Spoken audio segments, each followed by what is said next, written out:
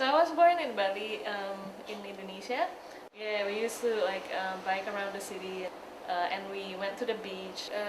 I left Bali when I finished high school. I lived in Bandung, and after that I lived in Boston in the US. And I went back to Bandung. End of '98, I went back to Bali, worked with this Japanese company, to Japan for a little bit, and I was born in San Diego, California, in the United States. I was about 9. My mother got a job in Perth, and that's why.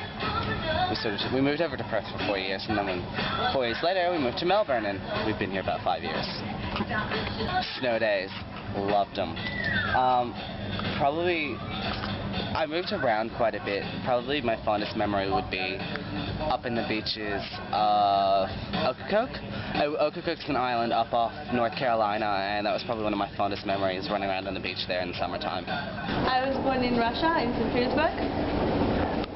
It's not so much like in Australia, everybody's really relaxed and everybody's really friendly, but in Russia you kind of just stay with your family. Like, you don't really have many friends that's more family orientated. Like, one time we went to a fair in Russia, and my mother said that I could look at anything I wanted or buy anything I wanted. And so I said I wanted to see the clowns, and I was really excited to see them. And I went down and I sat down there. They put me out in front of the audience, and the clown, he put water all in my face.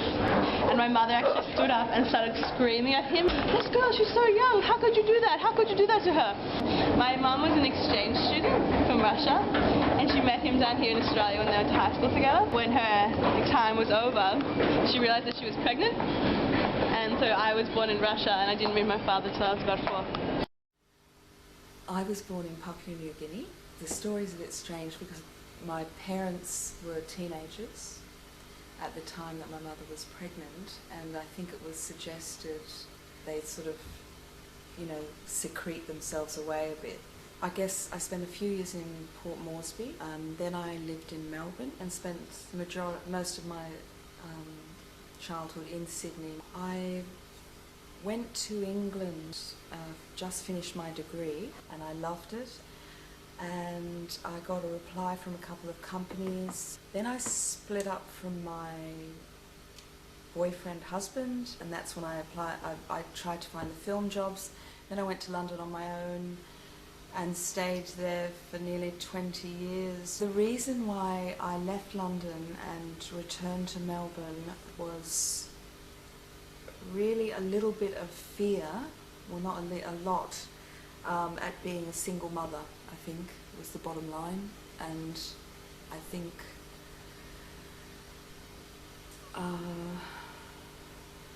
I don't know, London and lots of issues there seemed more overwhelming, and I thought maybe I could manage things better here, hopefully with the support of my family. I grew up in London, in a small town called New Malden, which is pretty much part of Kingston. Kingston is near Wimbledon. You may know Wimbledon from tennis. Just the atmosphere is so good, and I don't know, just the smell of like wet, rainy pollution is just such a beautiful smell to me. What we actually did was we went from England to New Zealand because we hated it there. And her dad, who lives in Melbourne, saying, "Could you send over some money to help us out with getting a house?" And he said, "Look, I want to help you out, but why don't you come over here and live over here?" I hated it when I first came because I didn't want to go, because I just wanted to stay in London, because the whole time in New Zealand I fucking hated it. I just wanted to be back home. Everything seemed smaller to me, and I had my birthday in a hotel, 14th birthday, it was fun.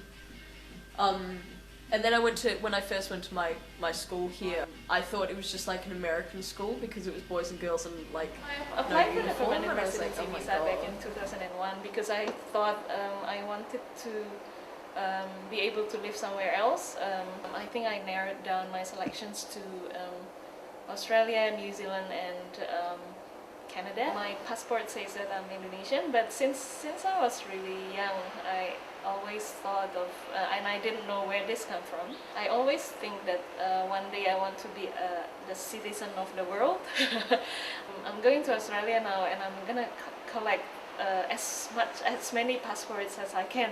So I was part of this minority group, and they would call someone like me a Chinese Indonesian. I don't feel Chinese, of course, and I don't speak any Chinese. So I don't really know how. Well, I know how they would differ us. I think they would differ us from the way we look, the shape of our eyes and stuff. National culture. Yeah. So Well, so I think national culture is something that's invented by the nation.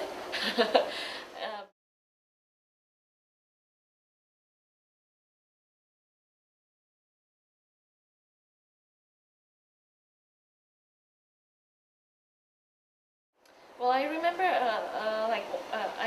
one of my friends when I first came here.